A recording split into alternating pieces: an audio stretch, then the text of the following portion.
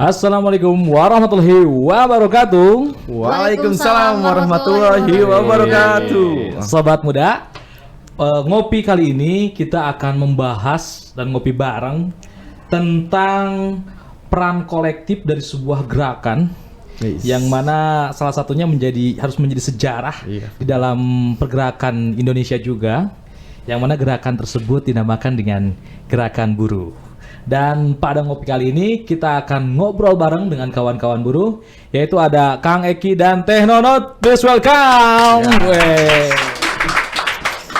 Kang Eki, bolehlah diperkenalkan lebih dahulu nih, Kang Eki itu siapa dan dari mana? Ya, Assalamualaikum warahmatullahi wabarakatuh. Waalaikumsalam warahmatullahi wabarakatuh. Ya, nama saya Muhammad Rizky Rijali. Biasa dipanggil Iki, mau Rizky, mau disebut AA Puyan juga nggak apa-apa. Iya. Oh, gitu ya. Siap. Saya di sini sebagai perwakilan pengurus dari SPTSK Ekspresi PT Puyen sekaligus PC Cianjur. Masya Allah. Siap. Sebelahnya Kang. Baik, Assalamualaikum warahmatullahi wabarakatuh.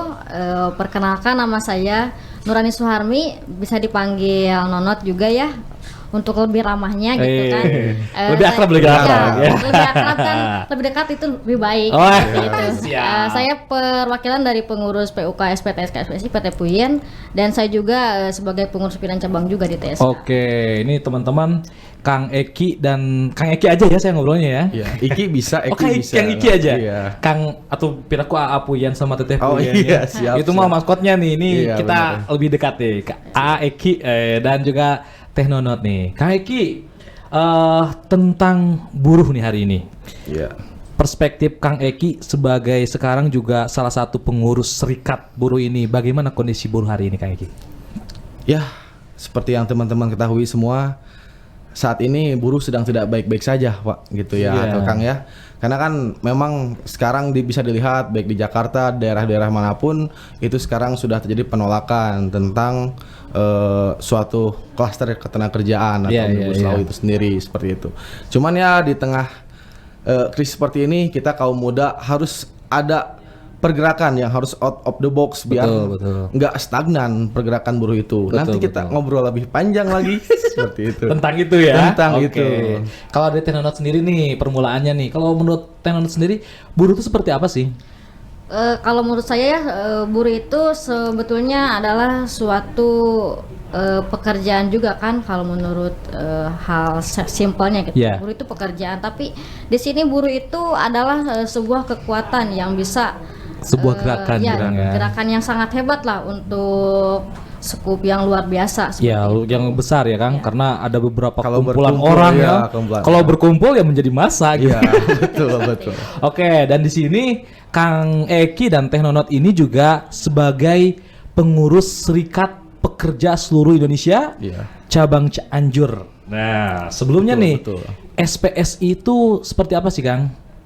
Ya, jadi SPSI itu di Cianjur baru sebenarnya gitu. Baru ya? Iya, baru 8 tahun lah. Baru 8 tahun ya. Ya, ini jelas dari semangat kita, dari teman-teman perwakilan buruh, yang dimana kita ingin maju, kita ingin berkembang, kita ingin tidak hanya sekedar kerja. Betul. Kalau kerja hanya sekedar kerja kan hewan juga kerja kan, seperti itu. Jadi kita ingin membuat gerakan buruh yang satu solid kuat, itu jargon kita. Biar nantinya kita bisa berkreasi, kita bisa mengapresiasikan masukan kita dalam gerakan ini. Betul. Kalau Kang sendiri itu di SPS itu sebagai, saya kebetulan baru dipindahkan posisi atau bagiannya. Iya. Kemarin atau sebelum ini saya bertugas di bagian advokasi atau kabid advokasi. Kabid advokasi nih. Berarti yang ngurus-ngurus tentang hukum itu. Iya, ketemu terus sama orang yang bermasalah. Orang yang di SP masalah terus ketemunya. Dari mulai sampai tingkat perceraian pun diurus juga. Bukan urus, ada yang ngadu sampai perselingkuhan ini itu lika-likunya seperti itu ya. Drama di dunia buruh gitu ya. Dunia buruh. Kebetulan saya sekarang menjabat sebagai ketua koperasi di Koperasi PT Puyen Indonesia di bawah naungan SPSI. Oke, berarti SPSI membuat lembaga lagi yang namanya koperasi gitu ya. Betul. Kalau Teh Nonot sendiri nih di serikat ini sebagai apa nih? Kan tadi pengurus ya. Bagiannya nih Kalau saya sih nggak jauh beda sama Kang Iki ya. Yeah. Kan saya dulu bisa dibilang anaknya Kang Iki. Oh, anaknya kayak gede gini. Sama di advokasi. Iya, sama di advokasi. Siap. Dan sekarang saya mungkin di pimpinan cabang sebagai bendahara. Gitu. Sebagai bendahara ya. Ngurus uang. Wah. Ini ngurus uang, ini ngurus masalah nih. Lengkap. Tapi lengkap uangnya ya. banyak masalah. Diselesaikan sama kayak lagi. Sumber masalah uang biasanya. Wah, tapi kalau misalkan dalam pergerakannya nih ya, teman-teman membuat serikat nih ya, sebuah kumpulan gitu ya, sebuah gerakan kolektif daripada teman-teman buruh ini, tujuannya apa sih gitu? Ya, sebenarnya tujuannya pertama karena kan kalau kita bergerak atau mengapresiasikan satu orang atau personal, jelas kita siapa? Siapa sih si Iki? Siapa sih anak SPSI gitu. Iya, betul. Tapi ketika kita sudah melakukan aspirasi kita, masukan dan itu tadi dengar, ya ujungnya kita akan melakukan suatu aksi. Jadi patut dicatat bahwa aksi ini bukan sebuah arogansi kami, bukan sebuah jalan juga. Tapi ketika sudah tidak dengar, mau apa coba? Respon ya. Responsibility-nya kita juga harus itu udah pilihan terakhir. Ketika memang sudah tidak ada lagi opsi, sudah tidak lagi option, ya sudah kita melakukan aksi untuk supaya didengar oleh pemerintah atau penguasa. Betul. Gitu. Nah, kalau misalkan di serikat itu sendiri ya, selain tadi ada bagian advokasinya gitu kan, bendahara dan lain-lain, kira-kira kegiatan apa saja sih yang sering dilakukan oleh kawan-kawan daripada SPSI? Banyak ya. Udah banyak. Selain nih, dari aksi ya kita ada selain dari aksi. program kayak sosial gitu ya, untuk misalkan bantu yang bencana alam gitu atau gerakan sosial yang lain. Kita juga ada timnas futsalnya. Boleh ditanyakan timnas futsal Puyen seperti apa? Boleh dicek. Ada bolanya.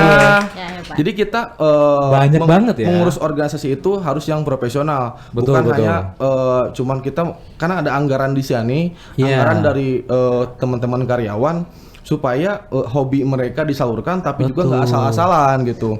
Maka kita buat tim sepak bola profesional, futsal, KMP komunitas musik Puyen. Ada juga teman-teman belajar buruh banyak, ada teman pecinta alam juga gitu. Itu semua dibiayai oleh atau disupport oleh kita gitu. Ada DKM-nya juga kalau nggak salah ya. Ada DKM-nya juga. Ini makanya nih. Pejuang tanpa doa itu betul. Ikhtiar dan doa seperti tetap itu. Tetap ada balance. Ya, benar-benar. Nih, berarti gitu teman-teman. Ternyata di SPSI ini sendiri bukan hanya tentang aksi demonstrasi saja, ada aksi sosial dan lain-lain yang mana ini menjadi wadah teman-teman berkreasi ya, sekali. Dan bersuara, berekspresi teman-temannya. Luar biasa nih. Nah, sekarang kalau misalkan mau gabung itu kayak gimana sih? Misalkan saya nih masuk nih ke PT PYUN gitu ya. Itu langsung diakui atau diospek lah gitu kan? Enggak ya. Jadi kalau untuk skup karyawan misalkan ada karyawan yang baru masuk PT PYUN Indonesia, kita biasanya ada masa asosiasi karyawan baru. Nah, di sana kita diberi panggung lah atau diberi kesempatan kita untuk bersosialisasi. Apa sih SPSI itu? Apa sih kegiatannya? Nah, di sana kita akan memperbolehkan teman-teman mengisi formulir kepesertaan untuk masuk anggota SPSI. Langsung. Kalau untuk di skup PYUN, kalau misalkan belum bergabung perusahaannya, misalkan perusahaan yang nggak ada serikatnya, itu bisa membentuk sesuai undang-undang 10 orang, itu datang langsung ke kantor cabang kita di Cikijing. Nanti bisa membentuk serikatnya di sana, kita catatkan ke Desa Kerja, barulah kita buat pelatihan Undang-Undang 13 tentang pelatihan berserikat, baru bergabung bersama kita di SPSI Cianjur. Keluarga besar AA Puyen. AA Puyen, siap. Jadi nggak ada ospek ya kan? Nggak ada ospek. Pokoknya nama formulir masuk, nanti juga mungkin di SPSI ini sendiri juga ada pembinaannya. Iya, pembinaannya agar tahu nih arahnya kemana nih. Seperti yang tadi tuh, apabila ada masalah, tahu dong larinya kemana. Oke. Yang selama ini berarti selama 8 tahun ini hasil daripada goals kegiatan-kegiatan yang mungkin menjadi salah satu branding SPSI itu sendiri apa nih salah satunya, Kang? Selain dari olahraga dan lain-lain ya. Mungkin dari gerakannya apa tuh? Pertama SPSI itu menjadi serikat pertama ya sebagai founder perjuangan Cianjur, karena kita bikin gerakan dulu waktu zamannya masih bupatinya yang dulu, itu kita pernah menaikkan UMK dari 900, itu kita demo hampir 3 hari berturut-turut ya, berturut-turut sampai kita naiknya jadi 1,6 dan menjadi kenaikan terbesar di Jawa Barat, walaupun masih kecil kan Cianjur, karena kan kecil banget kita Cianjur itu. Terus di sana kita mulai berkembang di perusahaan-perusahaan sampai di Puyen, kita sudah bukan hanya lagi tentang UMK yang kita perjuangkan, tapi sekarang ada M-nya, UMKM juga kita sekarang lagi perjuangkan. Buruh harus cerdas seperti itu. Bukan hanya bekerja keras tapi juga kerja cerdas. Iya, kerja cerdas, betul. Berarti ini salah satunya nih teman-teman ya. Jadi kawan-kawan daripada buruh ini juga betul telah menjadi salah satu pelaku sejarah bagi memperjuangkan hak-hak daripada buruh itu sendiri. Karena saya melihat sejarah, mungkin kawan-kawan buruh juga sudah membaca literasi tentang perjuangan buruh itu udah dari kapan tahun tuh ya. Benar. Dari mulai mungkin krisis moneter juga ada peran buruh di sana juga betul. Gitu ya. Oke, nih kalau misalkan nanti ada permasalahan atau apa, berarti lewat SPSI-nya seperti apa tuh jalurnya, Kang? Cok jelasin Teh Nonot. Nah, oke. Biasanya kalau misalkan kita ya yang di lapangan gitu dapat sebuah pengaduan misalkan ataupun sebuah perselisihan gitu, kita biasanya ngobrol santai dulu. Ngopi dulu. Secara adat. Ngobrol dulu apa itu permasalahannya, apa yang harus diperselisihkan. Kalau misalkan bisa diselesaikan secara mediasi di bawah atau secara musyawarah, ya kita bisa dianggap selesai. Kalau misalkan tidak bisa, kita masih ada jenjang yang lain. Seperti kalau misalkan tidak beres di PT Puyen melalui bipartit, nanti kita naik lagi. Bipartit itu sebuah cara penyelesaian untuk kedua belah pihak. Antara perusahaan dengan serikat pekerja. Oke, biar teman-teman sobat muda yang lain tahu apa bipartit gitu kan. Bipartit ada bi berarti 2 kan. Nanti ada tripartit dengan dinas ketenagakerjaan. Oh, bisa kalau misalkan dua belah pihak bisa, ngapain sih ke pihak ketiga? Ada orang ketiga nanti. Oke, lanjutin deh.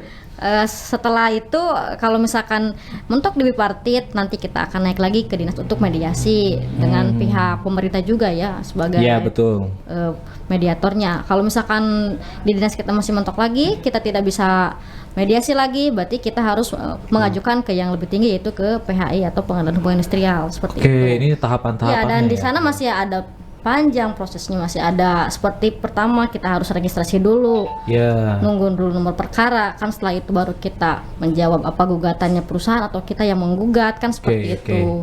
Dan proses yang lainnya yang sampai putusan seperti itu. 6 bulan lah. Waduh, lumayan ya. Ini pernah kejadian apa nih yang paling mungkin Teteh sama Apuyen ini telah hadapi nih? Misalkan permasalahan apa yang sampai mungkin nggak sampai ke jalur hukum mungkin ya, tapi masih dalam tahapan koordinasi perusahaan ya. Kalau untuk sampai pengadilan pernah beberapa kali gitu, dan kita menangkan, alhamdulillah sampai sekarang SPS itu nggak pernah kalah di pengadilan. Jangan sombong. Jangan ke pengadilan lah ya. Tapi itu sangat nggak kita anjurkan, karena prosesnya pertama sangat panjang. Memakan waktu dan biaya juga, kasihan juga si orangnya kan? Makanya usulan kita kepada pemerintah, kenapa sih pengadilan hubungan industrial ini memakan waktu sampai 6 bulan? Enggak seperti pengadilan niaga kan? 30 hari, 60 hari harus ada putusan.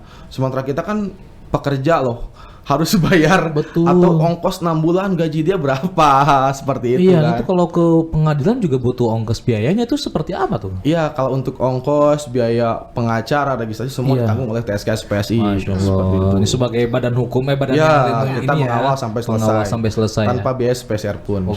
Permasalahan yang paling ribet nih yang pernah terjadi, yang pernah dihadapi oleh SPSI sendiri apa tuh, Kang? Biasanya kalau untuk masalah standar sih, biasa kenakalan karyawan, kenakalan karyawan. Banyak juga. Terus sekarang juga kan remaja-remaja ada geng-gengnya. Terus gitu. Yang kita yang sangat kita sayangkan seperti itu. Jadi harus yang produktif lah teman-teman pekerja itu. Betul. Tapi kebanyakannya kita selesaikan di lingkungan perusahaan. agar nggak sampai kemana-mana lah. Iya, gitu. iya, Ada iya. karyawati sama karyawati saling jambak ini itu. Betul. selesai. Oh, pernah ya gitu. Oh, ya? ada. Selalu ya, selalu. Ada lah. Biasanya Karena suka betul, ada ya. yang coret-coret di toilet juga Iya. ada. Waduh. Yang selingkuhan. Luar biasa ternyata ya. Pandalis ada juga. Perusahaan besar yang pada saat itu. Iya ya, karena kumpulan orang di sana ngumpul gitu ya dengan beberapa kepala juga ya. 10.000 lah. 10.000 Ada ya. A B C D pasti lah. Pasti ada aja. Aneh-anehnya. Gitu kan. Seru juga ya tuh ya. Iya, seru banget. Nih Kang, kalau misalkan peran apa ya namanya tuh ya, untuk apa sih yang diuntungkan kalau misalkan kita ikut ke Akang dan Teteh serikat nih? Apakah mempengaruhi jenjang karir kita atau gimana Kang? Oke ya, kalau untuk pengalaman saya sendiri, kenapa sih masuk serikat? Yang pertama, organisasi itu sangat-sangat perlu. Betul. Sepintar apapun orang, ketika dia tidak berorganisasi, aplikasinya di lapangan akan sangat sulit. Betul. Karena kan kita bekerja sama orang, kita makhluk Betul, sosial betul. gitu. Yang kedua, ya minimal setelah kita berserikat, ya minimal ketika kita ada kumpulan RT kah, atau RW atau di desa, Bisa ya lah. minimal kita masa sih mau diam-diam baik gitu, nggak ada perubahan. Betul. Terus dari segi advokasi jelas, kalau misalkan tadi saya bilang, ketika dia terkena masalah sampai ke pengadilan misalkan, berapa yang harus dia bayar untuk Betul, pengacaranya, registrasi dan lain-lain. Kalau untuk di SPSI kita iuran Kang untuk di catat saja kita hanya untuk Rp3.000. Kas ya. Kasnya gitu Ya, 3.000 per Per bulan. orang gitu. per orang selama sebulan gitu. Itu Selama sebulan. iya, Iya. Ya, tapi dari 7.000 orang juga tuh. iya 7 orang karena kan dibagi, kita juga ada jenjang Iya, untuk iya, keperluan jenjang. Oh Jadi iya. kalau dihitung-hitung sebenarnya itu sama kayak karyawan masuk ke WC baik lagi bayar segitu. Betul. Tapi- Sebulan loh ya. Iya, kita kerjakan dari mulai pekerjaan hal-hal yang kasus yang ringan, hobi dia, permasalahan agama, sampai ke permasalahan yang paling berat sampai perselingkuhan lah, Iya, iya, perceraian dan lain-lain. Ini fungsi Permasalahan organisasi gitu. Betul. Ada tempat berpulangnya juga teman-teman tuh Iya, ya. betul. Kemana Untuk mengadu, mengadu, iya. ya dan lain-lainnya. Nggak cuman ku menangis. Apa ini dilanjutin nanti nih? Udah siap. Tapi kalau misalkan untuk teman-teman yang nggak gabung dalam serikat sendiri dan ternyata punya masalah nih, Kak Eki nih, itu misalkan mengadu ke Kak Eki, itu bagaimana tuh? Dibantu juga atau gimana nih? Sebagai makhluk sosial pasti kita bantu. Misalkan kita kan Betul, ada betul, bagian K3 ya. Iya, iya. Ada yang kecelakaan kerja atau kecelakaan di jalan gitu. Iya. Masa sih kita diemin, kamu anggota bukan atau gimana? Kita nggak pernah cek dulu tuh. Betul. Dia siapa anggota atau bukan gitu. Kita bantu dia sampai ke BPJS-nya, ke rumah sakit sampai dia Betul, sembuh gitu. betul. Cuman paling perbedaannya misalkan ada yang sakit atau ada yang kecelakaan kerja. Biasanya setelah kita kunjungan, setelah kita dampingi, kita akan kasih dia uang duka. Kan ada uang suka, uang duka Oke, di kita. iya. Kita kasih kompensasi atau uang dukanya gitu. Kalau yang bukan anggota mungkin tidak kita kasih. Oke. Seperti itu. Karena Iya, kan iya. itu ada hak dia ketika dia anggota. Betul, seperti betul. itu. Terus kayak pertandingan futsal, bola dan lain-lain ya nggak boleh ikutan yang diselenggarakan oleh event SPSI. Oke. Seperti itu. Itu mah anggota lah ya. Iya, yang Jadi bayar. kalau menurut saya sih ngapain lagi sih kalau misalkan sekarang cuman bekerja pulang dan lain-lain. Iya. Ini juga mencari ilmu dan juga berorganisasi ya Iya, betul. di SPSI itu sendiri. Oke Kang, nih udah bahas SPSI-nya. Sekarang bahas tentang buruhnya nih Kang ya. Kira-kira nih menurut Akang sendiri sama Teteh nih ya, hari ini tuh permasalahan terbesar bagi buruh itu apa sih? Dari Nonot dulu. Dari Tenonot dulu. Kalau melihat dari situasi saat ini ya jelas kita ada masalah dengan Undang-Undang Cipta Kerja yang pertama, terus yang kedua kita mengenai upah. Itu sudah Yes. jelas jadi permasalahan besar buat kita. Hmm. Dan kita juga sebagai buruh untuk saat ini harus cepat-cepat bergerak. Karena ini bukan untuk kepentingan satu orang, tapi ini untuk semua. Seluruh Indonesia. Iya, seluruh Indonesia. Apalagi melihat SM Menaker kan Waduh. seperti itu. Oh, Udah bahasa hukum. Udah bahas hukum. Kalau sama orang advokasi ya gitu. Keluarin tuh. Iya, undang-undangnya. Oke. Kalau Kak Eki sendiri gimana Kak? Ya, yang pertama dari segi ekonomi jelas ya, karena kan COVID sekarang Oke. membuat pemerintah mengeluarkan SM Menaker yang katanya buruh tidak naik gaji gitu, karena kan Iya, pengusaha sedang terancam. Padahal kalau lihat dari sejarah tadi yang saya bilang tahun 98 itu Indonesia kan krismon benar-benar paling Betul, sejarah ya, betul, paling luar betul. biasa. Itu kita sampai resesi 17% kan. Oke. Apa yang dilakukan oleh Presiden B.J. Habibie dulu? Dia bukan tidak menaikkan gaji. semua pengusaha dan lain-lain itu semuanya sepakat untuk tidak menaikkan gaji. Tapi beliau dengan berani karena dia tahu penggerak ekonomi Indonesia adalah masyarakat, adalah buruh. 87% adalah kita, buruh dan masyarakat. Dia melakukan hal yang sebaliknya, menaikkan UMK dulu dengan 17%. Minus dinaikkan. Untuk orang yang berpikiran mungkin nggak nasionalis itu hal yang konyol. Tapi beliau mungkin nasionalisnya sangat tinggi, akhirnya itu dilakukan dan buktinya Indonesia keluar dari krisis. Nah, BLT kemarin jadi saksinya. Kita kemarin minus 7% kan. Setelah adanya bantuan BLT dari mulai UMKM daya beli naik ya. Daya beli naik. Jadi ini jadi tolak ukur kita. Kalau gaji buruh naik, walaupun nggak sebesar yang biasanya, nggak masalah. Tapi itu akan menimbulkan daya beli naik juga, dan ini bakal bisa menggerakkan menstimulus ekonomi. Ya tentunya pemberiannya ke siapa, apa, peruntukan untuk apa, seperti itu. Jadi ya ini usulan untuk pemerintah, mudah-mudahan mendengar seperti itu. Mudah-mudahan itu teman-teman dari pemerintahan ya. Oke, selanjutnya nih Kang. Tapi pada saat masa pandemi nih di PTPI sendiri itu bagaimana nih ke pekerjaannya? Apakah ada yang diistirahatkan di rumah dulu atau seperti apa? Ya kita sempat ya. Pas pandemi sedang naik-naiknya itu dirumahkan selama 3 bulan. Selama 3 bulan ya? Tapi dibayar. Oke. 50%. Aman. Soalnya kayak gitu pas dirumahkan, tapi dibayar terus senyum lagi. Nah, ini kan sebuah perjuangan. Siap. Bandingkan dengan perusahaan yang tidak ada serikatnya. Betul. Jangan kan mau bayar, nggak di PHK pun mereka sudah alhamdulillah. Betul kan? Ini kita bisa membuat sebuah kebijakan yang membuat bagaimana dia tidak di PHK. Yang pertama kan itu security job-nya. Betul. Yang kedua dia tidak kehilangan penghasilannya sepenuhnya. Dia kan bisa ngojek, bisa ngewarung, ini itu. Bahkan dari yang dirumahkan kemarin ada yang bertambah penghasilannya jadi lebih besar. Berbisnis mereka seperti itu. Tergantung mindset si orang yang tersebut. Betul. Karena kalau dipaksakan yang mau kerja apa, gitu nggak ada kerjaan. Soalnya kan tetap ya di masa pandemi itu segala sektor lumayan terpukul ya, apalagi teman-teman dari buruh sendiri gitu kan. Karena daya beli daripada yang lainnya gitu kan itu juga pasti menurun ya. Iya, kita kan produksi sepatu ya, baik itu sepatu voli, futsal, bola dan lain-lain. Semua olahraga kan diberhentikan. Yang mau beli siapa? Tapi sekarang pada lari sekarang lari sama sepedahan. Iya, benar, sepeda juga gitu. Naik lagi, tapi ya alhamdulillah mungkin sekarang ini karena kemarin juga PTPI itu udah ada penerimaan lagi ya. Berarti udah mulai gerak lagi nih. Karena kemarin itu saya pernah ngobrol nih Kang Teh sama Kang Lukman tentang kalau misalkan sudah nanti beres pandemi katanya ekonomi akan berjalan cepat 4 kali lipat katanya gitu kan. Nah, itulah kenapa saya berpindah dari advokasi ke koperasi seperti itu. Ini pintar mencari peluang ya, karena perputarannya lebih cepat kayaknya. Karena seperti ini ya, buruh itu dianggap lemah, dianggap kita tidak berdaya karena kita tidak punya uang, Pak. Betul. Ya. Jadi di negara-negara maju, buruh itu sudah punya daya saing terhadap pasar. Mereka bikin koperasi seperti siapa sih yang nggak tahu perusahaan Plague atau perusahaan-perusahaan lain, itu siapa yang punya? Ternyata, itu koperasi buruh. Ternyata serikat buruh yang punya ya? Serikat buruh yang punya. Ada yang negara, yang bandara atau itunya tempat udaranya itu adalah yang punyanya serikat buruh. Nah, di kita tuh buruh tuh dianggap yang nggak bisa, dianggap urakan, dianggap tukang demo, karena kita tidak difasilitasi. Betul. Jadi kalau misalkan kita bikin koperasi ini sekarang, kita mau bikin S-Mart, Kang, namanya. S-Mart, apa tuh S-Mart? Smart itu singkatan dari SPSI Mart. Oh iya, pakai S-Mart ya. Iya, kita bayangkan seperti ini.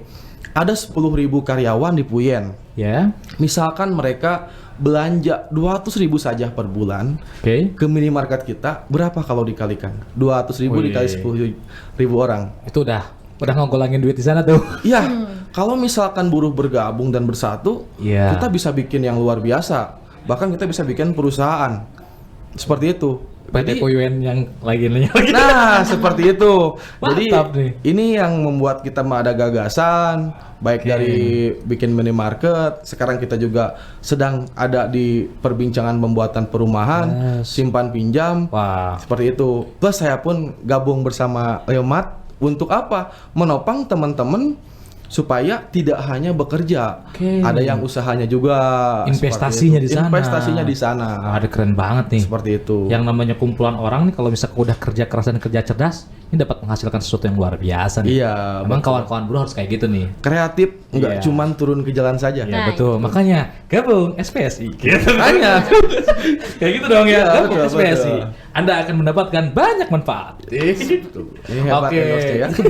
Tapi kalau jargonnya SPSI apa tuh? Satu solid kuat. Wih, kalau SPSI solid kuat. Ya, Gitu satu solid kuat gitu. Oke. Bersatu, solid, kuat. Iya, Wih, ini teman-teman daripada serikatnya ini, teman-teman buruh khususnya, gabunglah serikat, di sana kalian akan terbina nih. Iya, gitu kan, ya kan. akan merasakan dampaknya ke depan seperti apa. Oke, ini ada yang ini juga nih, ada yang mengejar saya nih ya. Kalau misalkan berbicara tentang buruh, banyaknya saya melihat perempuannya juga nih. Ini saya langsung nanya ke Teh Nonot. Teh Nonot. Gimana nih keadaan kalau misalkan di tempat kerja dengan sekarang perempuan nih? Apakah di sana banyak tantangannya atau ada intimidasi atau ada apa nih di sana kira-kira? Ya, sebetulnya ya memang sekarang mayoritas pekerja itu kan perempuan. Betul. Dan mungkin permasalahannya pun terkadang tidak hanya laki-laki, perempuan pun punya masalah. Seperti ya kalau perempuan kan mudah ini ya. Mood. Sensitif kan, lebih sensitif. Selalu benar ya. Berbahaya itu.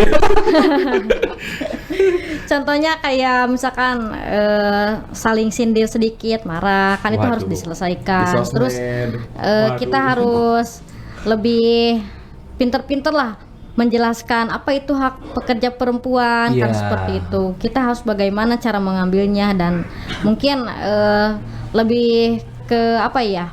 Perempuan itu boleh kerja, cuman jangan dikerjain kan seperti itu. Kita juga harus lebih smart lah. Bahaya nih. Ini udah Bahaya nih. Harus lebih pintar juga.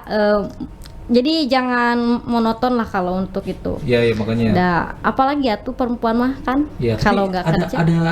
Ada hal-hal yang mungkin wah ini beda, malah laki mah dikirkan nih perempuan diginiin. Ada pernah nggak ketemu dengan permasalahan seperti itu nih? Sampai saat ini saya belum menemukan dan mohon maaf jangan sampai ya. Iya sukses. LP3-nya ya. Ya yang mau macam-macam lihatnya Teh Nonot. Waduh, serem soalnya. serem juga.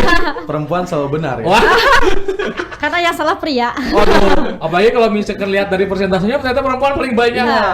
Ya bagaimana nih posisi Anda? Saya justru lebih beruntung karena saya ganteng. Karena kan banyak perempuannya ya. Oke. Tapi alhamdulillah ya sampai saat ini tidak ada permasalahan sampai ke sana ya. Tidak. Karena ya takutnya kan beberapa negara masih ada itu tentang diskriminasi gitu kan dan lain-lain lah. Yang mana itu juga menjadi salah satu ancaman bagi pada perempuan. Tapi juga perempuan kan cutinya lebih banyak dari laki-laki, betul atau tidak sih? Betul.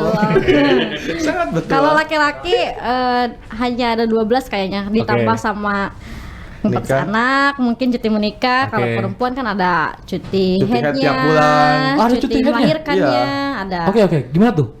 Ya makanya saya baru tahu tuh soalnya tuh. Cuti head hari pertama sama kedua itu dia cuti.